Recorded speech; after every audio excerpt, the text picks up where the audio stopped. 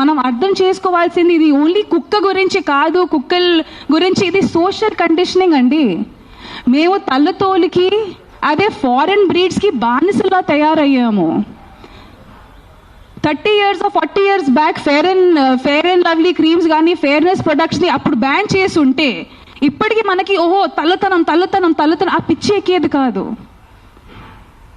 So there are so many social conditioning అండి. ఈరోజు ఆ జరిగిన మాస్ కిల్లింగ్ మీకు చిన్న విషయం అనిపించవచ్చు, కానీ 300-500 కుక్కల్ని లీథల్ ఇంజెక్షన్ ఇచ్చి అంత ఈజీగా చంపేయడం అనేది ఎంత సాడ్, తలదించుకునే విషయం అండి. ఎందుకంటే అది చూసిన ఆ విలేజ్లో ఇంకో 2-3 తయారవుతారు అలాగే. ఎందుకంటే లైఫ్ ఇస్ వాల్యూలెస్. ఏంటి నా తాతగారు నా నాన్నగారు 300 కుక్కల్ని చంపారు, నేను ఒక మనిషిని చంపలేనా? ఆ సోషల్ కండిషనింగ్ మనం ఆలోచించట్లేదండి. జీవ జంతువుల్ని మనుషులు రేప్ చేస్తున్నారు. ఈరోజు కుక్కని రేప్ చేసే మనిషి రేపు ఒక 5 సంవత్సరం పాపని రేప్ చేయడానికి ఎందుకు హెజిటేట్ చేస్తాడు? This is social conditioning.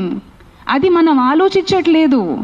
If we will make కిల్లింగ్స్ని మనమంతా నార్మలైజ్ చేస్తూ, ఇప్పటికే మనం బుచ్చర్ షాప్స్ అట్లా రోడ్ మీద నరికిన మేకల్ని కోడిని అట్లా హ్యాంగ్ చేసి మనం ఎంపతిని న్యూట్రలైజ్, ఇది నార్మలైజ్ చేస్తాము. చంపడం అనేది మేము నార్మలైజ్ చేస్తున్నాము, అది తప్పు అని. అది ఒకే విషయం మేము చెప్పడానికి ట్రై చేస్తున్నాం. Don't normalise killing. లా అనేది ఒకటి ఉంది, ఒక మున్సిపల్ బాడీ ఉంది. మ్యామ్ చెప్పినట్టు మీకు ఎలాంటి ఇబ్బంది కలిగితే reach out to the law makers, reach out to the municipal body. Don't take law in your hand. 99% of the time law వాళ్ళ చేతి. ఇప్పుడు అంటున్నారు కదా ma'am, this is convenient law taking in the hands. మన పక్కన వాళ్ళు ఒక అబ్బాయిని రేప్ చేశారు, చిన్న పిల్లల్ని రేప్ చేశారు. అప్పుడు ఎందుకు మీ లా తీసుకోరు మీ చేతిలో? అప్పుడు ఎందుకు వెళ్ళి ఆ మగాల్ని మీరు చంపరు? చెప్పండి అందరు కలిసి. నాకు ఆన్సర్ కావాలి ఈరోజు. You're talking about human lifes. I'm not talking about dogs over here. నేను కుక్కల గురించే మాట్లాడట్లేదు, నేను కుక్కల గురించే రాలేదు, నేను మనుషుల గురించే వచ్చాను. నాకు కుక్క గురించే ఈ ప్రెస్ కాన్ఫరెన్స్, నాకు ఈ కుక్కలు ప్రాణుల గురించే జంతువుల గురించే లేదు. ఈ ప్రెస్ కాన్ఫరెన్స్ నాకు మనుషుల గురించే ఉంది.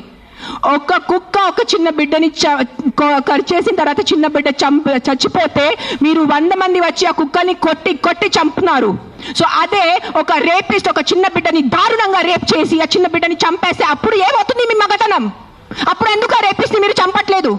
అప్పుడు ఏమవుతుంది? అప్పుడు ఆ చిన్న బిడ్డ, ఆ రేప్ చేసిన చిన్న బిడ్డ ప్రాణం కాదా? జస్ట్ కుక్క కరిచిన చిన్న బిడ్డ ప్రాణమా? అప్పుడు మీ మగతనం ఏమైంది? ఆ సర్పంచ్ని అడుగుతాను, నీ విలేజ్ లో ఏం తప్పులు జరగట్లేదా?